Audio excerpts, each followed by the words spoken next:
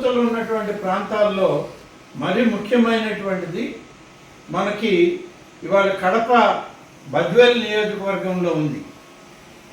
అక్కడ దాంతోపాటు మన త్రిపురాంతకం దగ్గర, అలాగే భైరవ కోన దగ్గర, సీతారాంపురం మండలంలో ఇక్కడంతా కూడా ఉన్నాయి. వీటన్నిటిని కాశీనాయన ఆశ్రమాలు ఇవన్నీ కూడా ఎక్కువ శైవ క్షేత్రాలుగానే తీర్చిదిద్దబడ్డాయి. గతం నుంచి కూడా అడవుల్లో ఉన్నాయి కాబట్టి ఫారెస్ట్ అధికారులతో మన వాళ్ళు మాట్లాడుకోవాల్సిన అవసరం ఉంది. ఫారెస్ట్ అధికారులతో సమన్వయం చేసుకోకపోతే పోయేటువంటి భక్తులు ఇబ్బంది పడుతున్నారు. ఒక్కరోజు దానికి మనం గతంలో కూడా ఫారెస్ట్ ఆఫీసర్లకు చెప్పాం, వాళ్ళు సహకరించారు. లాస్ట్ ఇయర్ కూడా, ఈ సంవత్సరం కూడా జిల్లా కలెక్టర్ ఎస్పీ గారితో డిఎఫ్ఓని కూడా సంప్రదించడం, మన డిఈఓలు కానీ మన ఇన్ఛార్జ్ ఆఫీసర్లను ఎవరినైతే ఫెస్టివల్ ఆఫీసర్లు వేస్తున్నామో వాళ్ళు కోఆర్డినేట్ చేయాల్సినటువంటి అవసరం ఉంది.